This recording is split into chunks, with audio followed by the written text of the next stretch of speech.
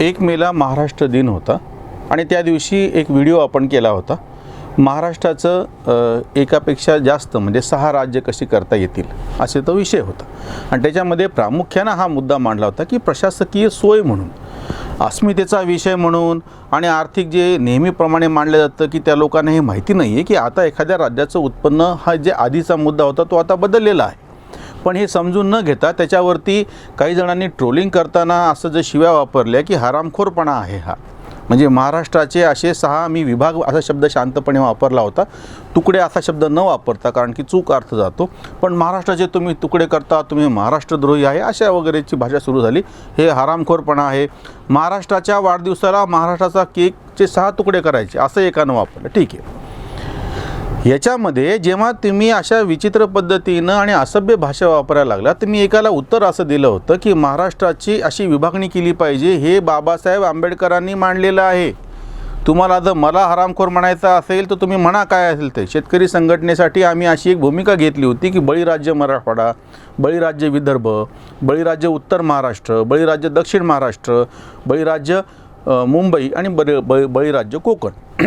ते ठीक आहे, तुम्हाला काय गलिच्छ भाषा वापरायची. तुम्ही बाबासाहेब आंबेडकरांना हरामखोर म्हणणार आहात का माता की त्यांनी अशी भाषा वापरली होती. आणि आता हे परत मी तुम्हाला सांगायचं कारण असं आहे की बेळगावला एक लोकसभेची पोटनिवडणूक झाली होती आणि त्याचे निकाल आता हाती आलेले आहेत. निकाल म्हणजे आकडेवारी. मी वारंवार हा मुद्दा सांगतो की तुम्हाला ती आकडेवारी प्रत्यक्ष बघायला पाहिजे, टक्केवारी मतं बघायला पाहिजे. हे जे सामनाचे महान कार्यकारी संपादक आहेत आणि शिवसेनेचे माजी प्रवक्ते, माजी यासाठी म्हणतो की आता त्यांच्याऐवजी अरविंद सावंतांची मुख्य प्रवक्ते म्हणून नेमणूक केली गेलेली आहे. त्यांनी तिथे जाऊन प्रचार केला होता. आणि कोणासाठी प्रचार केला होता? महाराष्ट्र एकीकरण समिती. म्हणजे बेळगाव हे महाराष्ट्रामध्ये यायला पाहिजे. मराठी भाषिकांचा लढा असा दीर्घकाळ चालला. त्या लढ्याच्याबद्दल पूर्ण सहानुभूती आहे, त्यांची भावना मी पूर्णपणे समजून घेऊ शकतो. पण 1 मेला केलेल्या व्हिडिओमध्ये महाराष्ट्राचे जसे 6 राज्य करावीत असा मुद्दा होता, तसाच आता जो प्रश्न 50 वर्षापूर्वी अस्तित्वात होता, महाराष्ट्राची 61 झालेली आहे. महाराष्ट्र स्थापनेच्या वेळीच जो मुद्दा होता की हा भाग महाराष्ट्रामध्ये आलेला नाही आहे, सगळा मराठी भाषिक प्रदेश एकत्र करत असताना त्याच्यावरती अन्याय झाला अशी भावना होती. पण तेव्हाची जी भावना होती ती आता 61 वर्षाच्या नंतर उरलेली नाही. आता संकल्पना बदललेल्या आहेत. म्हणून मी तुमच्यासमोर एक वेगळा मुद्दा ठेवणार आहे. ह्या बेळगावच्या निवडणुकीच्या संदर्भात बेळगावला जी निवडणूक झाली त्या ठिकाणी भाजपचा उमेदवार लोकसभेच्या पोटनिवडणुकीमध्ये विजयी झालेला आहे. मी तुम्हाला त्याची फक्त मतांची आकडेवारी सांगतो, शिवाय तुम्ही स्क्रीनवरती पण बघू शकता. भाजपच्या उमेदवाराला 4,40,327 इतकी मतं, म्हणजे 43% एकूण झालेल्या मतदानाच्या. आणि काँग्रेसच्या उमेदवाराला 4,35,087 मतं पडली, त्यांची 42.56 इतकी मतं आहे. आणि ज्याच्यासाठी संजय राऊत प्रचार करायला गेले होते, महाराष्ट्र एकीकरण समितीचा जो उमेदवार आहे त्याला मिळालेली मतं आहेत 1,16,923. म्हणजे एकूण मतदानापैकी जर तुम्ही बघितलं तर 11.46, म्हणजे जवळपास 12% इतकी मतं महाराष्ट्र एकीकरण समितीला पडलेली आहेत. म्हणजे बेळगाव हा महाराष्ट्रामध्ये घेतला पाहिजे असं म्हणणारे तिथं आता फक्त 11.5% मतं आहेत. आणि बाकीचे जे सगळे मतं आहेत ती त्याच्या विरोधातली म्हणण्याच्यापेक्षा जी आहे ती परिस्थिती ठीक आहे म्हणण्याची. आपण ह्याच्यापासून काही समजून घेणार की नाही का आताही परत त्याच पद्धतीनं बेळगाव हा महाराष्ट्रामध्ये आलेच आहे असं म्हणून असं आंदोलन करून आपण आपलेच काय म्हणणार मानसिक समाधान करून घेणार. एक आपण वादासाठी हा मुद्दा मान्य करू की जसं बिदर हा भाग होता, त्याच्यातला भालकी वगैरे भाग महाराष्ट्रामध्ये यायला पाहिजे होता जो कर्नाटकामध्ये गेला. त्याच पद्धतीनं गुजरातमधला डांग हा प्रदेश होता की जो महाराष्ट्रामध्ये आपण मागत होतो पण तो गुजरातमध्ये गेला. ह्याच्या नेमकं उलट तेलुगू काही प्रदेश सिरोंचा तालुका गडचिरोलीमध्ये असा आहे की त्यांचं म्हणणं होतं की आम्हाला तेलंगणा, म्हणजे आता जो तेलंगणा तेव्हाचा आंध्र प्रदेश जायचं होतं पण तो महाराष्ट्रामध्ये आला. असं सीमावर्ती प्रदेशामध्ये काही भाषिक पातळीवरचे अन्याय झालेले आहेत. आता 1990च्या नंतर जागतिकीकरण पर्वामध्ये कम्युनिकेशनची जी ही सगळी क्रांती झाली आणि त्याच्यामध्ये झालं असं की आता एखाद्या प्रदेशामध्ये एक भाषा हे ठीक आहे, पण त्या ठिकाणी जर दुसरा भाषिक प्रदेश असेल तर त्याला आपली भाषा समजून घेणे, जाणणे, संवाद करणे यासाठी आता हे नवीन माध्यम उपलब्ध आहे. साधं उदाहरण आहे की आता मी हा जो ॲनालायझरवरती व्हिडिओ करतो आहे, हा व्हिडिओ महाराष्ट्राच्या बाहेर जे कोणी मराठी माणसं आहेत भारतभरातलेच काय जगभराचे, त्यांच्यापर्यंत हा इंटरनेटवरून यूट्यूबवरून सहजपणे पोहोचू शकतो. माझे एक आत्तेभाऊ आहेत डॉक्टर वैजनाथ पारगावकर म्हणून हैदराबादला, नियमितपणे ते ॲनालायझरचे हे व्हिडिओ पाहतात आणि त्यांची प्रतिक्रिया कळवतात. ते काही महाराष्ट्रात जन्मलेले नाहीत. 100-1 वर्षापासून जी मराठी कुटुंब हैदराबादला स्थिरावली त्यांच्यापैकी ते आहेत. त्यांनी ते जन्मले तिथेच, वाढले तिथेच, आता ते 90मध्ये पोहोचलेले आहेत, पण तिथंच आहेत. तुमच्या असं लक्षात येईल की महाराष्ट्राच्या बाहेर सगळ्यात जास्त 10 लाखापेक्षा जवळपास जास्त असे लोकसंख्या असलेलं मराठी माणसाचं ठिकाण म्हणजे हैदराबाद आहे. त्यांनी कधी असा मुद्दा नाही मांडला की इतकं उचलून आम्हाला फक्त तुम्ही काहीतरी महाराष्ट्रामध्ये टाका म्हणून. बडोद्याचं जे संस्थान आहे ते मराठी माणसाचं होतं. आजही कुठलाही गुजराती माणूस तिथल्या मराठी शासकांच्या प्रती राग व्यक्त करत नाही. इंदोरचं संस्थान मराठी होतं, ग्वाल्हेरचं शिंद्यांचं संस्थान मराठी होतं. म्हणजे वेगवेगळ्या ठिकाणी झाशीच्या राणीबद्दल जो आदर आहे तिथे आजही आहे. महाराष्ट्राच्या बाहेर किंवा तंजावरला मराठीशाही, आपली मराठीशाही होती. बेंगलोरला ही शहाजी राजांची स्वतःची जागीर होती.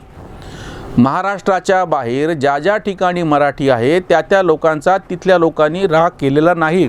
तुम्ही एक लक्षात घ्या मुद्दा, जेव्हा आपण मराठी माणसाच्या संदर्भामध्ये बोलतो आहोत तेव्हा आपल्या सीमेच्या जवळचे हे 2-3 प्रदेशाच्या बाबतीत आपण अतिशय आग्रही असतो, मांडणी करतो. पण त्याच्या नेमकं उलट त्या ठिकाणी काय परिस्थिती आहे.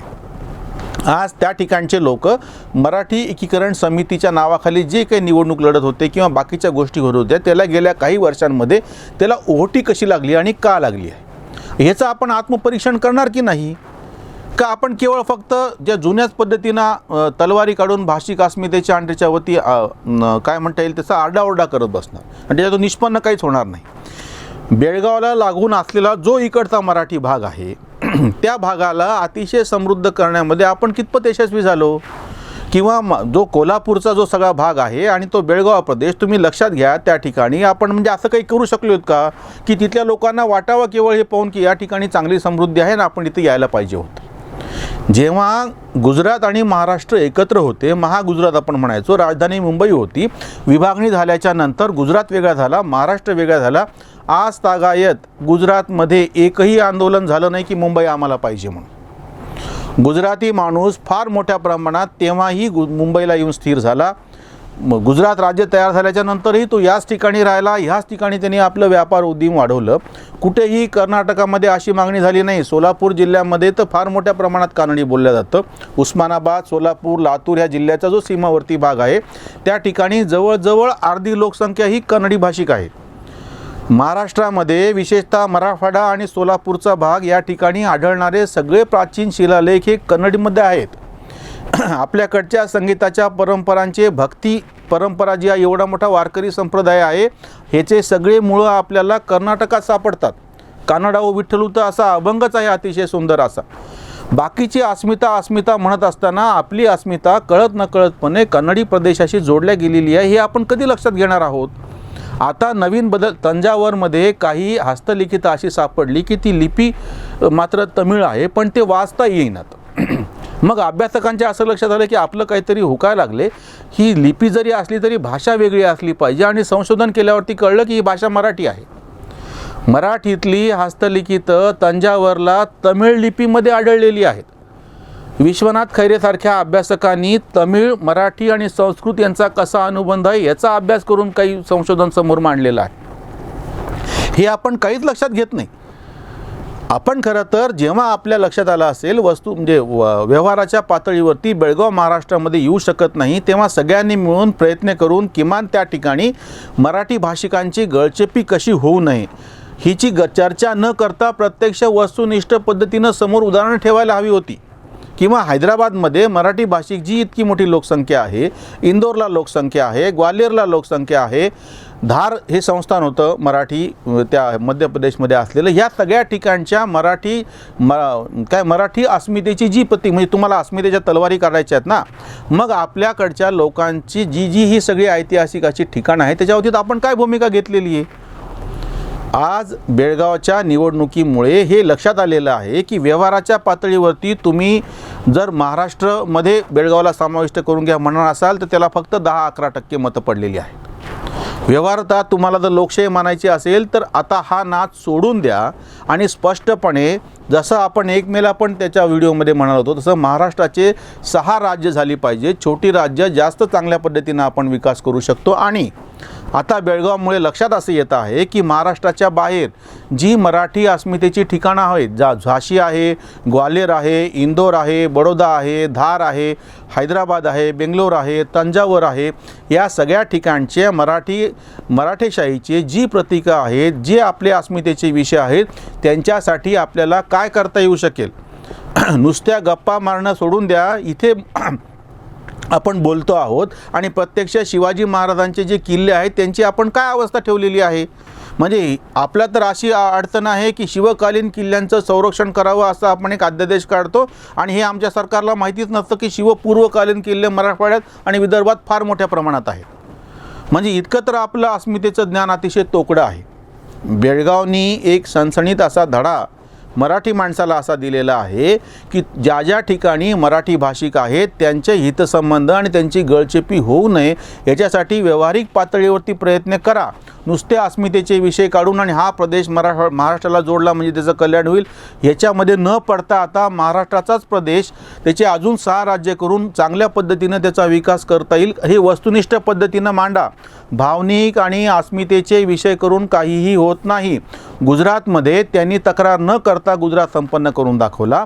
हैदराबादमधून सुद्धा हा भाग इकडे आल्याच्या नंतर त्यांनी कोणी तक्रार केली नाही. हैदराबाद विधानसभेमध्ये अतिशय शांतपणे ती त्रिभाजन करण्याचं म्हणजे तेलुगू प्रदेश एकीकडे, कन्नडी प्रदेश एकीकडे आणि मराठी प्रदेश एकीकडे असं तेव्हा तर 56 सालची गोष्ट आहे. तेव्हा विधेयक पास झालेलं आहे.